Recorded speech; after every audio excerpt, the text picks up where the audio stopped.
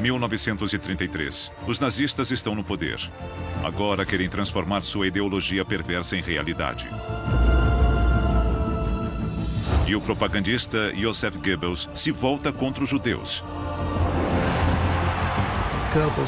Goebbels desenvolveu um ódio patológico e profundo pelos judeus.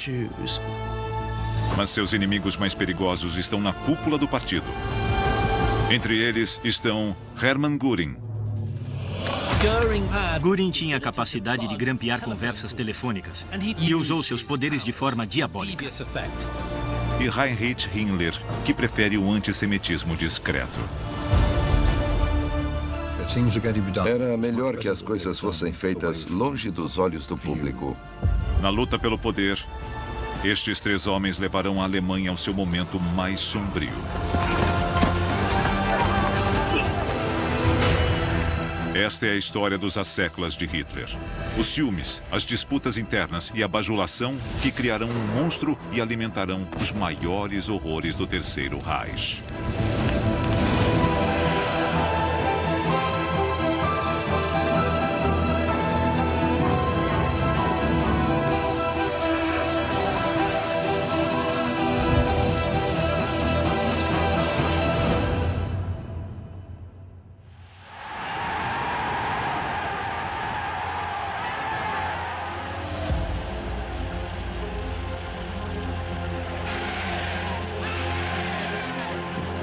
Em 1933, o antes obscuro Partido Nazista é o partido político mais popular da Alemanha. E seu líder, Hitler, é o chanceler. Finalmente, ele pode realizar suas ambições de uma Alemanha nazista. Mas por trás da fachada de uma liderança unida, o círculo de assessores mais próximos de Hitler logo começa a rachar.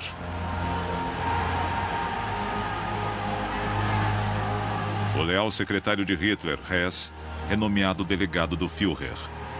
Mas sua influência logo será minada pelos outros. O burocrata Heinrich Himmler já ascendeu a diretor da SS. Seu próximo alvo é a polícia alemã. E o herói de guerra, Hermann Göring, é encarregado do maior estado da Alemanha. Isso o colocará em conflito direto com o implacável mestre da propaganda nazista, Joseph Goebbels. Mas é Goebbels quem tomará a iniciativa. Goebbels foi fundamental para a ascensão dos nazistas. Sua máquina de propaganda legitimou o partido. Ele conquistou o público alemão prometendo paz e o fim da pobreza. A Alemanha está nas garras da Grande Depressão. Ele diz que consertar a economia será a prioridade dos nazistas. O slogan dos nazistas era Brot und Arbeit, pão e trabalho. Eles prometeram restaurar coisas básicas que os alemães tinham se acostumado a não ter. Mas a economia pode ser apenas uma cortina de fumaça. Uma vez no poder, eles se concentram em uma antiga obsessão.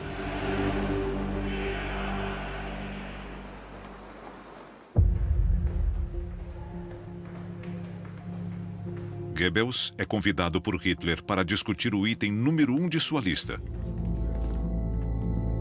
os judeus. Ele construiu um partido sobre o antissemitismo. Os judeus são a causa de todos os problemas. Eles planejam dominar o mundo. E nós, alemães, estamos sofrendo com isso. É um movimento internacional, mas os alemães, devido às condições precárias do pós-guerra, são as vítimas. Então, a solução é nos livrarmos dos judeus. Goebbels passou a detestar os judeus, talvez até ainda mais do que o próprio Hitler. Goebbels desenvolveu um ódio patológico e profundo pelos judeus. E identificava os judeus como a fonte de todos os problemas da Alemanha. Ambos queriam mandar uma mensagem clara: os judeus são os inimigos da Alemanha. O plano? Organizar um boicote nacional a estabelecimentos judaicos. Um grande gesto. Goebbels é incumbido de unir o público no apoio à campanha.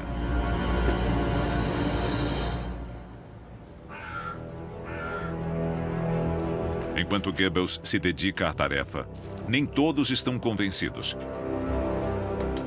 Hermann Göring mantém uma distância suspeita. Ele não compartilha o antissemitismo virulento de seus colegas. Göring foi criado com um padrinho judeu, Hermann Epstein. Ele era um aristocrata rico, dono de um castelo em Salzburgo, na Áustria. Göring tinha boas recordações do estilo luxuoso de vida de sua infância e era muito próximo a Epstein. Göring fazia parte da elite conservadora. Ele não acreditava que o judaísmo era um perigo para o povo alemão. Eu não diria que Göring não era antissemita, pois ele era, mas ele não encarava isso de forma pragmática.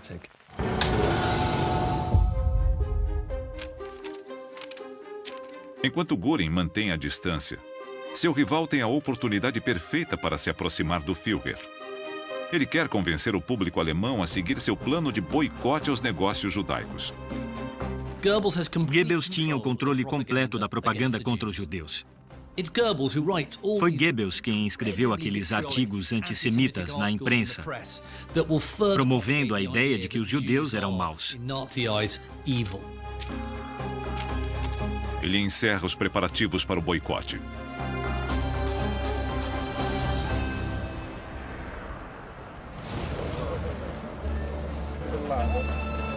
No dia marcado, os soldados da SA assumem seus postos em frente a lojas judaicas. Cartazes são colados, enquanto outros escrevem mensagens antissemitas nos muros e janelas. Sua função é deixar claro que os alemães devem se juntar ao boicote.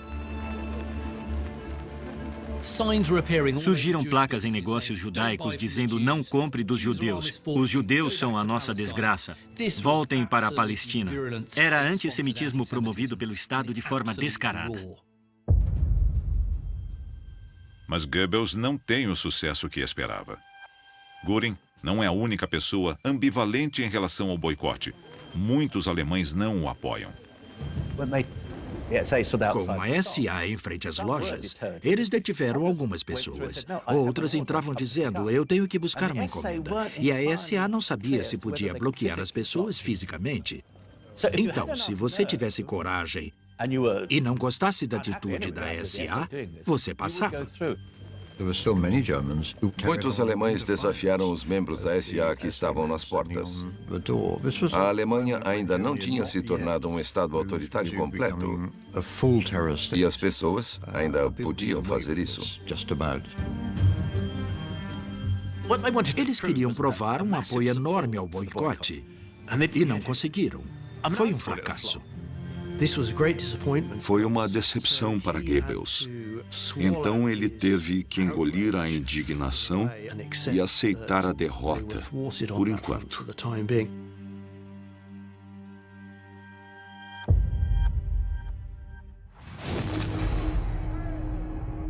Mesmo assim, como ministro da propaganda, Goebbels pode anunciar o fracasso como um sucesso. Ele emite declarações públicas celebrando o boicote e diz que outros podem ocorrer a qualquer momento.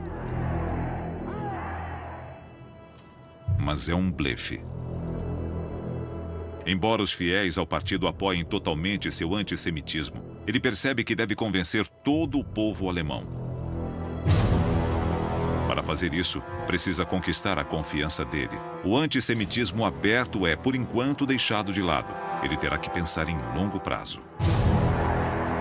Goebbels e outros antissemitas do partido teriam que pensar em como convencer o povo alemão. Teria que ser a conta-gotas.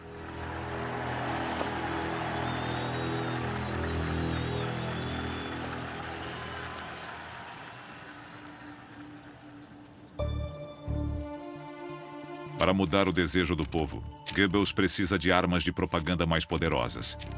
Ele decide estatizar toda a mídia alemã sob o próprio controle. Jornais, a incipiente indústria cinematográfica e o rádio. Além de ajudá-lo com a lavagem cerebral da população, isso lhe dará seu próprio império midiático.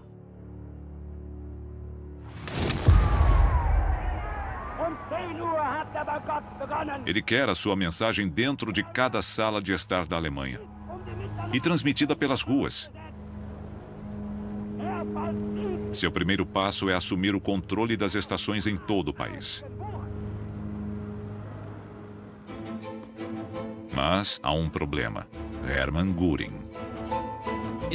Em 1933, 2 membros da cúpula nazista entraram em uma guerra de destruição mútua: Goebbels e Göring.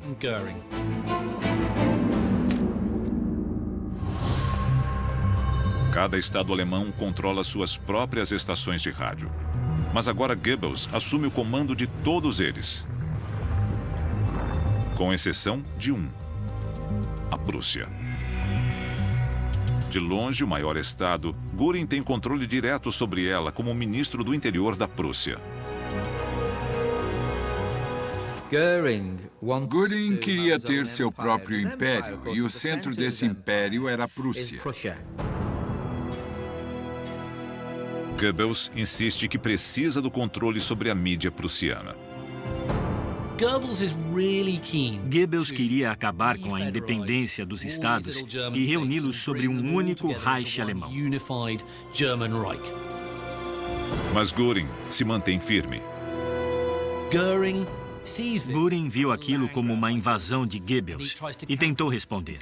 E Goebbels escreveu em seu diário que ficou totalmente furioso com Göring. Foi só mais um exemplo daqueles 2 homens brigando o tempo todo. Goebbels considera levar o assunto até Hitler, mas conclui que, com Göring, é mais sábio ser paciente. Por enquanto, Göring é o vencedor.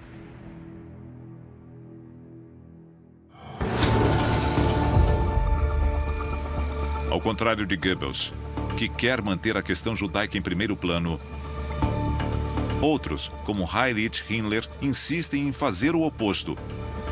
Ele prefere a discrição e as mentiras. Após tumultos nas ruas de Munique, centenas de judeus e comunistas foram detidos como agitadores. Mas Himmler convoca uma coletiva de imprensa para defender essas ações. Ele afirma que estão sendo mantidos presos para sua própria proteção e ressalta que os judeus sob sua custódia não estão sendo maltratados. Himmler, o diretor da SS, diz que os judeus são tão cidadãos como qualquer outro alemão. É algo estranho vindo de Himmler, um notório antissemita desde os anos 20. Ele estava ansioso para não dar muito destaque às políticas antissemitas, porque ainda não sabia o que o público alemão ia pensar a respeito delas. Enquanto Himmler projeta uma imagem pública de lei e ordem, a realidade é bem diferente nos bastidores.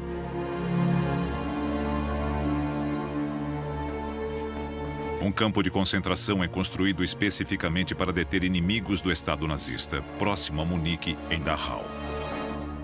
Na maioria, são oponentes políticos de esquerda, junto com alguns ativistas judeus. Por dias, os nazistas abusam violentamente dos prisioneiros, resultando na morte de 4 judeus. Os primeiros de muitos. Quando o campo de concentração de Dachau foi aberto, as condições não eram boas. Aquelas pessoas eram consideradas inimigas da Alemanha, que tinham sabotado o país por 15 anos. E sofreram abusos. Tiveram as mãos amarradas nas costas, foram chicoteadas e algumas delas morreram no campo. Himmler sabe que boa parte do público pode não aprovar essa brutalidade. Então, emite ordens para esconder a escala da violência. A violência, a tortura e as execuções que aconteceram nesses campos foram acobertadas. Ele reconhece a importância de manter suas ações em segredo, escondendo os verdadeiros horrores. Algo que ele fará com cada vez mais sucesso.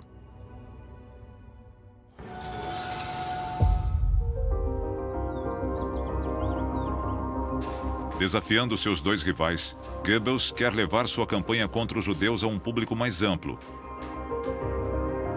Ele redobra os esforços para convencer Hitler de que precisa do controle sobre todas as estações de rádio.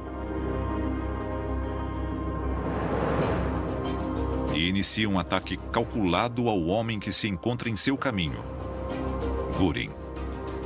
Goebbels não gostava do estilo de vida de Göring, da ostentação, da opulência. Ele virou uma figura ridícula, cômica, caricata, com um monte de medalhas em seu peito cada vez mais amplo, usando uniformes absurdos. O estilo de vida luxuoso de Göring fazia dele um alvo fácil para Goebbels.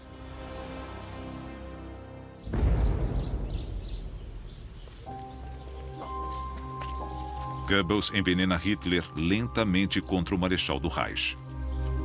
Goebbels tenta convencer Hitler de que aquela ostentação não combinava com o nacionalsocialismo.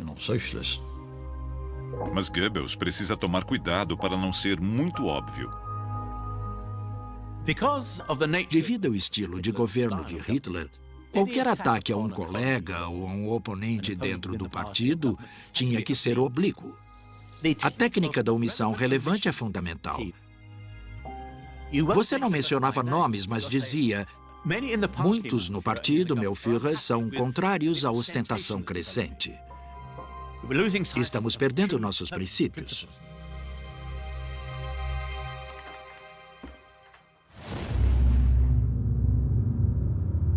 E Goebbels manipula Hitler com perfeição.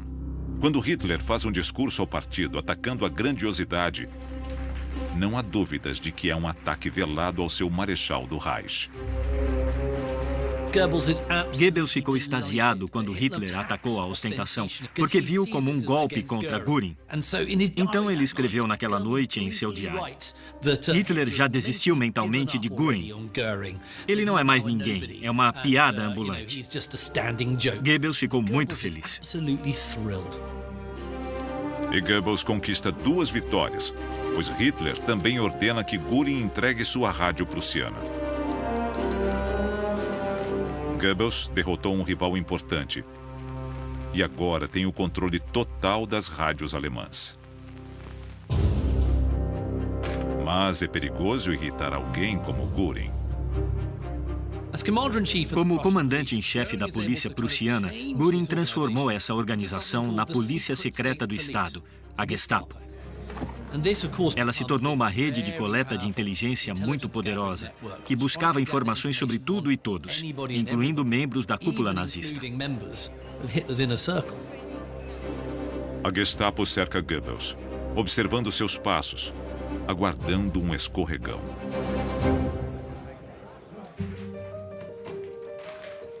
Alheio à espionagem, Goebbels segue em frente com seu plano de propaganda. Com o rádio totalmente sob seu controle, ele quer garantir que todos o escutem. Goebbels queria que toda pessoa tivesse um rádio, toda a família, todo o prédio, pelo menos. Goebbels pretendia unir os alemães, fazendo com que todos compartilhassem um programa diariamente. E nos intervalos haveria pílulas de propaganda.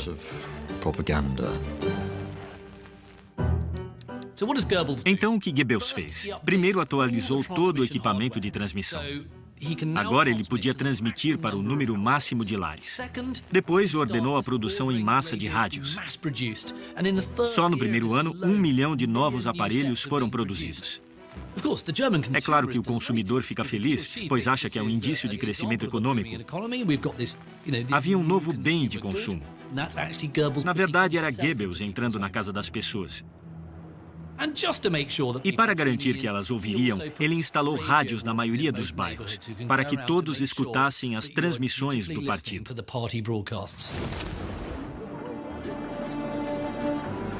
Em seguida, Goebbels ataca a imprensa escrita. Ele aprova a chamada Lei dos Editores, que transfere o poder editorial dos donos dos jornais para as mãos do Estado. Ele reunia editores e correspondentes de todos os principais jornais e lhes dava um resumo da linha que deveriam seguir em todos os principais tópicos. Agora, Goebbels tem todas as ferramentas de propaganda para levar as conquistas e a ideologia nazista a toda a Alemanha. Os nazistas chegaram ao poder prometendo uma Alemanha forte e bem-sucedida. Então, Goebbels diz à nação o que ela quer ouvir. Goebbels destaca os planos nazistas para a criação de empregos, incluindo um enorme programa de construção de novas estradas. E garante que as câmeras registrem o Führer liderando pessoalmente. A mensagem é alta e clara. Juntos, o povo e os nazistas estão construindo uma Alemanha nova e melhor. Os jovens que estavam desempregados e desanimados seriam pioneiros, construindo estradas, as autobahns. Assim, contribuiriam para o crescimento da Alemanha, além de ganhar um bom dinheiro. Eles tiveram sucesso em criar a promessa de um futuro melhor. As pessoas que andavam tristes teriam um emprego e também seriam capazes de tirar férias. Suas vidas seriam melhores do que jamais foram.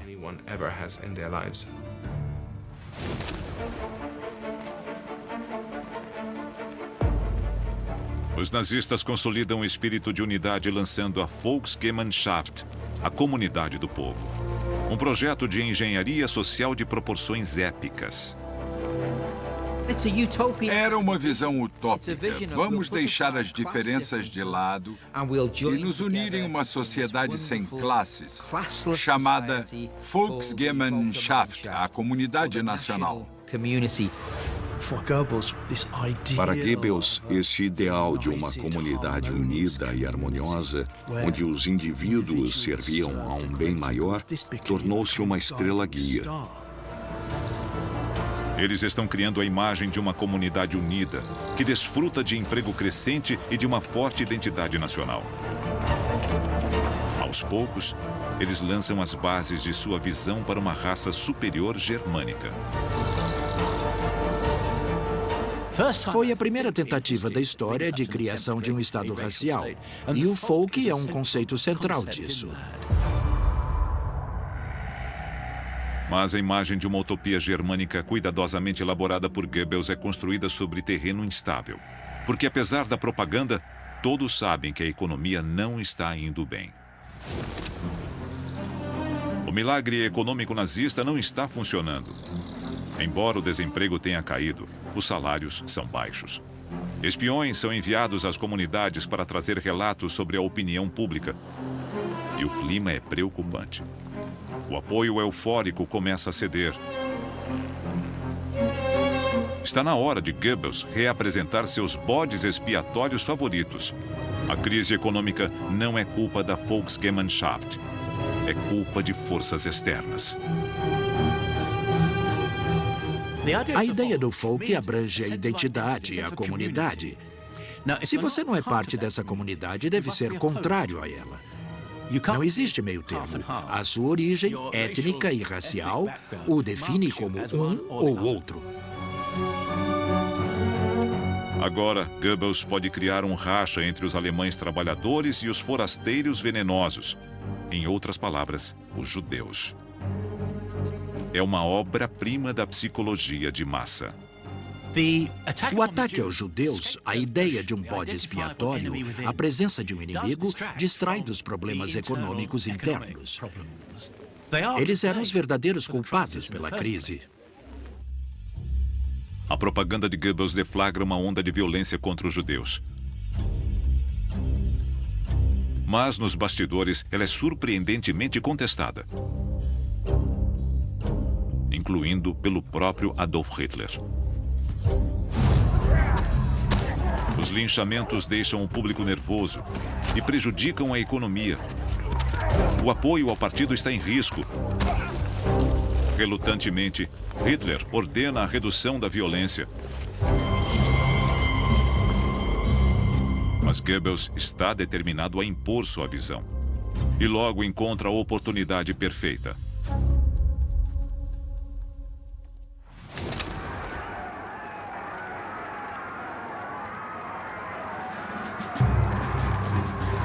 O comício anual de Nuremberg, a data mais importante do calendário nazista. Um enorme evento de propaganda e a chance de alinhar as políticas mais recentes do nazismo. Hitler decidiu que o tema do comício será a batalha contra o comunismo. Mas Goebbels acha que é o momento de voltar suas atenções ao judaísmo. Ele insiste na questão, atuando perigosamente contra os desejos do Führer. E ataca os judeus violentamente. No comício de 1945 em Nuremberg, somos lembrados de como Goebbels era orador eficiente e perverso. Foi quando ele realmente começou a atacar os judeus e os declarou inimigos do Estado. Goebbels queria remover os judeus da sociedade alemã. Queria removê-los da vida cultural alemã, da vida econômica. Queria tirar as crianças judias das escolas. Queria tirá-los fisicamente da Alemanha. Se ele pretende forçar o Führer a agir, pode ser um suicídio político. Mas logo fica claro que a plateia está a seu favor.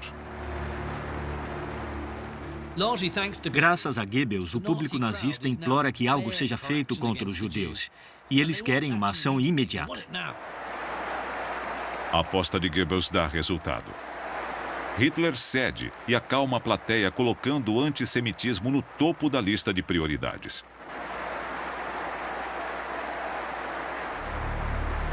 Nos bastidores, os nazistas redigem legislação antissemita às pressas. São as leis raciais de Nuremberg. Elas revogam a cidadania dos judeus e proíbem o casamento entre eles e outros alemães. Agora os judeus serão legalmente classificados como estrangeiros. Mas, no que diz respeito a definir um judeu, a legislação não é clara.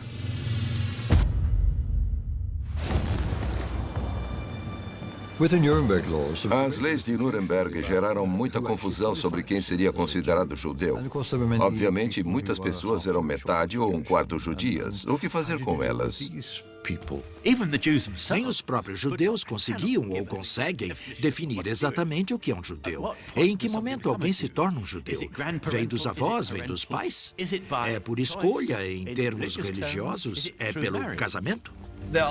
Existiam casos claros e casos menos claros.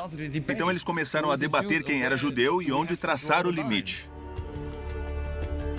Há muita discussão, com Goebbels defendendo a opção mais extrema.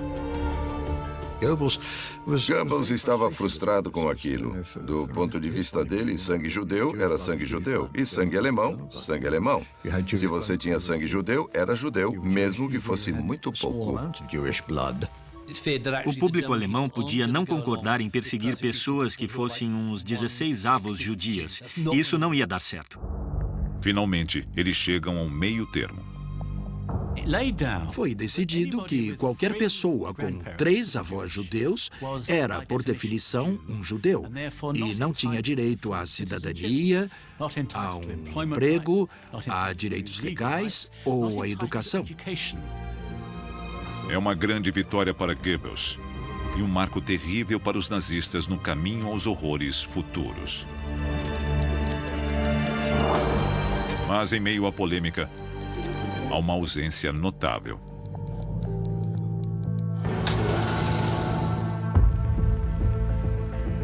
Göring sequer é convidado. Ele está ocupado com a construção de sua força aérea e Goebbels se encarregou de manter seu rival à distância. Göring não se envolveu na elaboração das leis e não foi consultado a respeito. Ele se sentiu marginalizado. Devia ser consultado em todos os assuntos importantes. É mais um golpe contra o orgulho de Göring. E um novo capítulo na batalha entre os dois líderes nazistas. Goebbels tem feito um lobby secreto contra a ostentação de Göring e assumiu o controle de suas rádios na Prússia. Mas Goebbels também tem um calcanhar de Aquiles. E Göring decide que chegou a hora de pôr Goebbels em seu lugar, expondo sua vida pessoal.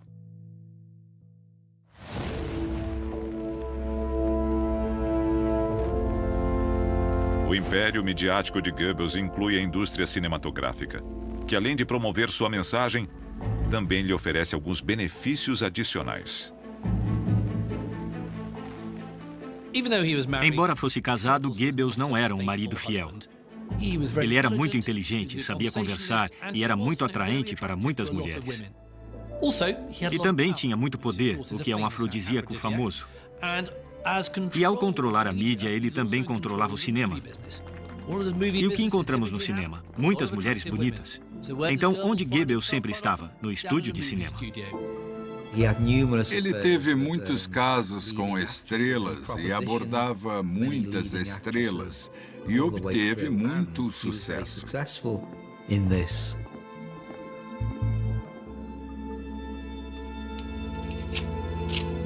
Logo, os espiões de Göring descobrem estes casos. E Göring tem acesso exclusivo a uma das ferramentas de espionagem mais poderosas da época: a escuta telefônica. Göring tinha a capacidade de grampear ligações telefônicas e fez isso com seus colegas da cúpula nazista. E é claro, ele adorava fazer isso com seu velho inimigo, Goebbels.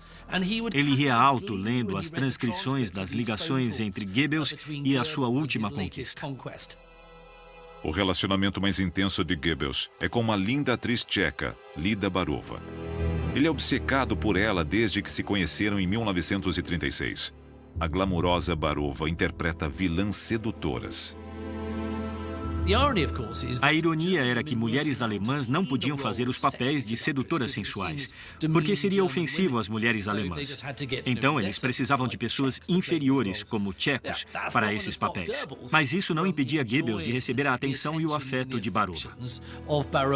Goebbels teve um caso intenso com a bela Lida Barova. E fotografias mostram que ela era muito bonita. Eu entendo por que ela o atraiu.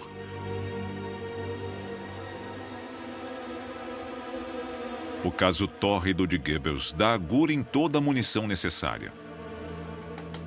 Ele entrega seu dossiê ao Führer. Göring era desprezível. Ele entregou as transcrições a Hitler, sabendo que Hitler detestava a infidelidade conjugal. E Göring sabe o que os relatórios farão com Goebbels. Hitler foi padrinho de casamento de Goebbels e é especialmente afeito à sua esposa Magda. O caso colocava Hitler em uma posição delicada. Mas enquanto Magda não descobrir, Hitler não fará nada.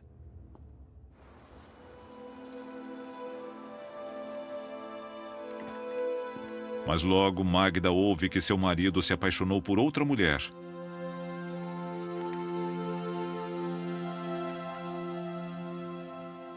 Os dois se distanciam e passam a brigar.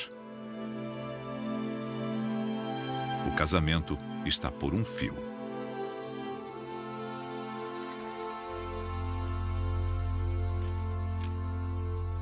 E com um chefe tão moralista quanto Hitler, são más notícias para Goebbels. Ele está exatamente onde Göring deseja, quando a situação torna-se insustentável. Magda busca os conselhos de alguém surpreendente. A última pessoa com quem Goebbels quer que ela converse. Era o enésimo caso de Goebbels, e Magda estava farta daquilo. Então foi conversar com um amigo próximo, Hitler. Ela foi pedir conselhos conjugais a Hitler. A notícia é música para os ouvidos de Göring.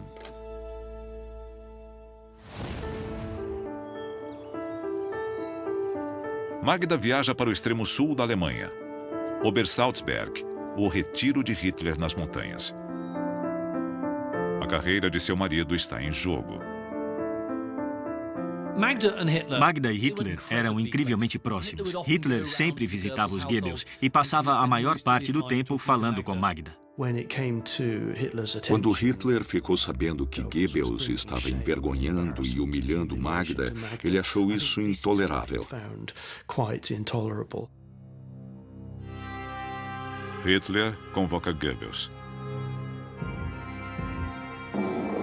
Ele dá a Goebbels um ultimato simples: consertar seu casamento ou renunciar. Goebbels se viu diante de uma escolha dolorosa. Sua lealdade a Hitler, seu compromisso com o Ministério da Propaganda e seu papel no Partido Nazista ainda eram muito fortes. A quem Goebbels era mais leal? A Lida Barova, a bela atriz tcheca, ou a Hitler e ao futuro da visão nazista?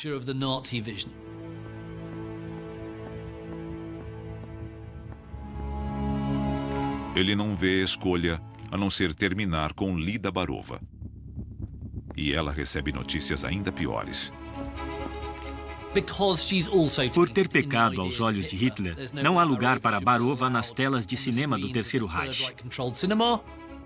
Então, a única opção de Göring é acabar com sua carreira. Para Barova foi um baque duplo. Ela perdeu o namorado e também a carreira de atriz. Göring deu um golpe devastador em seu rival. Dali em diante, Goebbels nunca mais foi o mesmo na estima do Führer.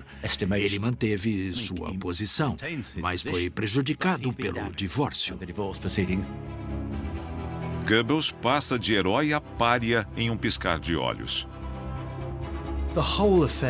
A história toda deixou Goebbels deprimido.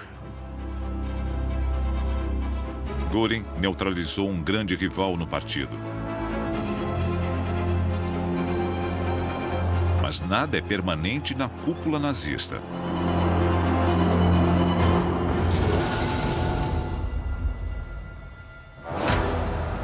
A queda de Goebbels é a oportunidade de Himmler.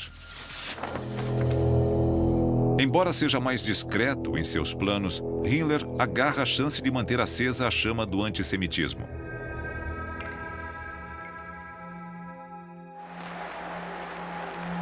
Desde os anos 20, Hitler sonha em unir a Alemanha com seu país natal, a Áustria. E desde sua chegada ao poder, os nazistas têm aplicado pressão para que o governo austríaco não fique em seu caminho. Finalmente, em março de 1938, tropas alemãs avançam sobre a Áustria. E o país é absorvido pelo Reich alemão. Muitos austríacos aprovam a união, mas aqueles que se opõem logo são silenciados. Himmler e suas forças da SS assumem rapidamente o controle da região. E ele avança contra os judeus.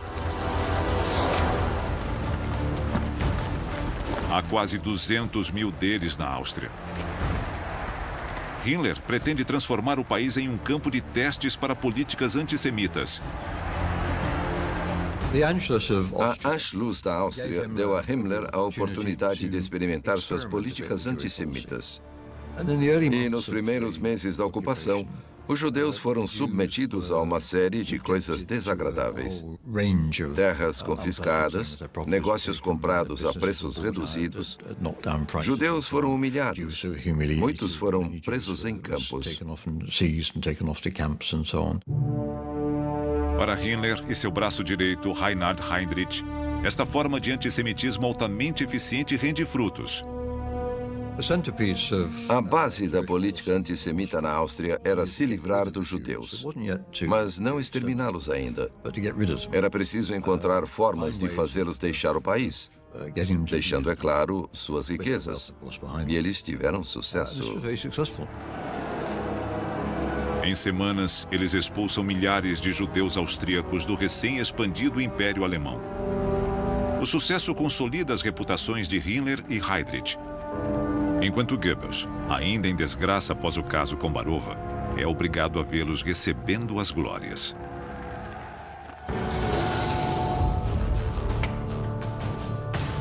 Então, um incidente dramático dá a Goebbels uma chance de deixar sua marca na guerra contra os judeus. Um diplomata alemão chamado Ernst von Hatt é baleado e gravemente ferido. O autor do atentado é judeu. O primeiro a reagir é Himmler. Ele vê o caso como o início de um contra-ataque dos judeus. E orienta em segredo sua SS para aguardar uma luta. Himmler fez um discurso poderoso e violento em resposta ao ataque. Ele disse que os judeus não ameaçavam apenas diplomatas. Eles queriam matar todos os alemães e nenhum alemão estava seguro. A portas fechadas, o discurso de Himmler radicaliza ainda mais o programa antissemita dos nazistas. E o que ele sugere? A solução de Himmler é muito simples e violenta. Ele diz: vamos expulsar os judeus de forma ainda mais implacável. Logo, não haverá lugar no mundo para os judeus.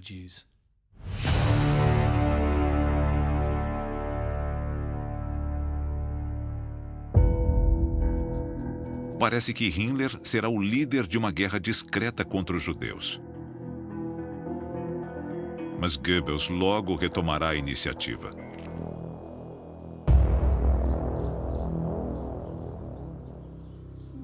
Em 9 de novembro, os líderes nazistas estão reunidos para um jantar de aniversário, quando Hitler recebe notícias dramáticas. Von Rath está morto. Hitler fez um discurso e estava absolutamente furioso. Supostamente ele disse: segurem a polícia. Os judeus devem sentir a ira do povo alemão. O que isso significa? Para alguns, ele estava dando autorização para um ataque. Era claramente o sinal verde para que alguma coisa acontecesse. É todo o encorajamento de que Goebbels precisa. Ele viu a oportunidade de não apenas instigar o antissemitismo, mas também de aumentar sua visibilidade em meio aos rivais. Goebbels declara guerra contra os judeus. Mas ela não será travada em segredo pela SS de Himmler, e sim nas ruas. O povo alemão deve se envolver. Ele tinha a chance de se redimir aos olhos de seu amado Hitler. Então se dirigiu aos presentes e os deixou eufóricos, declarando que a culpa é de todo o mundo judaico. Os alemães precisavam se defender. Ele tentou alimentar a sede de sangue. Goebbels era como um cachorro encoleirado. Ele estava esperando aquela oportunidade há meses, há anos. Ele queria uma manifestação pública nacional de hostilidade contra os judeus. O chamado às armas de Goebbels é recebido de braços abertos. Mas a violência nas ruas vai de encontro a tudo que Hitler tem pregado. Himmler passou muito tempo construindo um aparato silencioso, que operava de forma implacável e eficiente. Ele não era visível o tempo todo. Himmler acreditava que era preciso lidar com os judeus de uma forma fria e sistemática, e que a violência nas ruas não deveria ter um papel de destaque. Goebbels discordava. Ele queria um gesto, queria que o povo alemão demonstrasse que compartilhava a convicção nacional socialista de que os judeus eram o inimigo. Ao longo das horas seguintes, inúmeros telegramas circulam entre os departamentos nazistas. Himmler sabe que não tem força o bastante para conter o movimento. Himmler tinha um papel a cumprir, era o chefe da polícia alemã, e a polícia tinha que saber o que fazer, e foram encorajados a não intervir, a deixar a SA e a juventude hitlerista agir à vontade. Mesmo assim, Himmler e seu assessor, Reinhard Heydrich, fazem o possível para limitar os possíveis danos. Heydrich emite instruções específicas tanto para a polícia de segurança quanto para os membros da SA. As supostas regras de combate foram escritas rapidamente. A ideia era evitar o saque e a destruição de propriedades alemãs. E qualquer coisa de valor tomada dos judeus não podia ser roubada, deveria ser entregue às autoridades competentes. As propriedades de judeus não deveriam ser incendiadas ou destruídas, deveriam ser preservadas. Temendo um desastre político, Himmler tenta distanciar sua SS do tumulto iminente e instrui seus membros a não usarem seus uniformes pretos. Eles devem se vestir como civis comuns.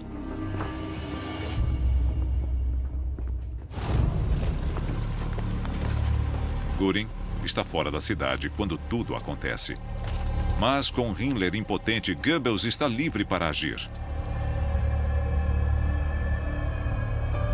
A violência orquestrada por ele será lembrada como uma das mais chocantes e selvagens da história moderna.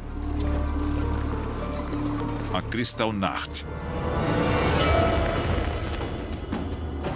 Menos de 2 horas após a notícia da morte de von Rath, começam os tumultos.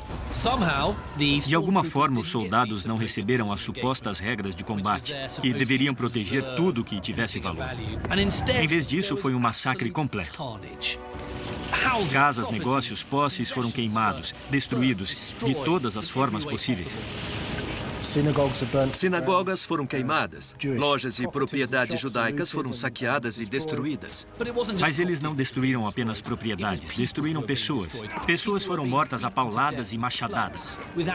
Foi um verdadeiro pogrom sancionado pelo Estado. Não há dúvidas quanto a isso.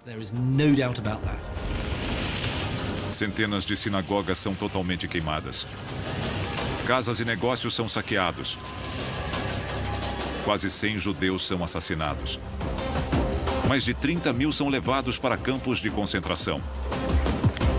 Para eles, o horror está apenas começando.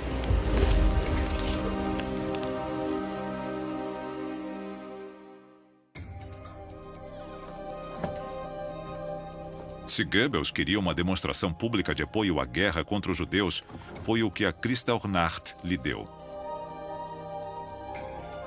Mas há um preço alto. A extensão dos danos é chocante. Göring fica possesso. Além de não ter sido incluído, ele fica horrorizado com os saques e com a destruição de propriedades valiosas. Göring era obcecado por bens materiais. Então a ideia de tantas coisas boas sendo destruídas era inconcebível para ele. 7.500 estabelecimentos judaicos são destruídos.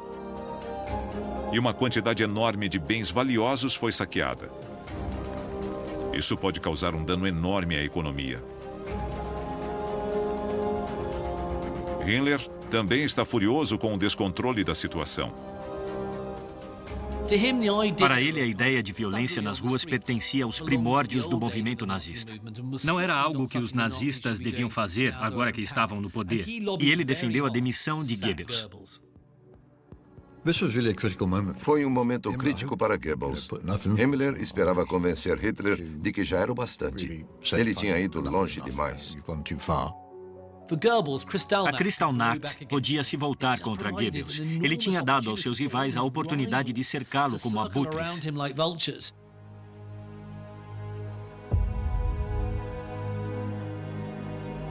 Hitler decide intervir e expõe sua opinião com clareza.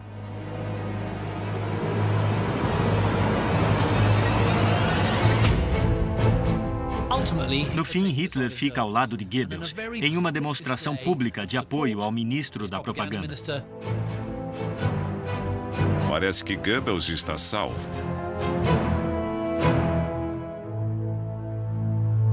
Mas apesar do apoio de Hitler, fica claro que os rivais de Goebbels o farão pagar. Göring reclama que é preciso pagar todo aquele estrago, e o dinheiro viria de Goebbels. Göring queria que Goebbels encontrasse uma solução. De onde viria o dinheiro para reparar os danos? De onde sairiam os fundos? Mas, quando acuado, Goebbels se mostra genial. Ele oferece uma solução simples e eficiente. Goebbels apresentou a solução mais cruel e desagradável possível. Ele disse, quer saber? Os judeus vão pagar, porque no fim a culpa foi deles. Em um momento de inspiração diabólica, Goebbels salva sua carreira política. O grupo concorda em multar os judeus em 1 bilhão de marcos para cobrir os custos da destruição. Eles teriam que pagar pelos danos infligidos a ele pelo Estado, o que foi obviamente terrível para o povo judeu. Era uma agonia em cima da outra. Goebbels sobrevive pela segunda vez ao que poderia ser o fim de sua carreira, apesar do esforço de seus rivais na cúpula nazista. Mas, mais importante do que a sua sobrevivência é o precedente que suas ações definem. O terror público da Kristallnacht dará o tom de cada nova brutalidade contra os judeus. Para os nazistas, já não basta odiá-los. É preciso destruí-los. Mas eles aprendem a fazer isso com mais discrição. Eles queriam acelerar a eliminação dos judeus, expulsá-los da Alemanha, tomar as propriedades deles. Mas isso seria feito indiretamente, as pessoas não veriam o que estava acontecendo. De agora em diante, Himmler ficará encarregado da questão judaica. Seu ataque aos judeus será mais discreto. Mas suas brutalidades serão ainda mais chocantes quando ele conduz seu partido a atos de horror sem precedentes.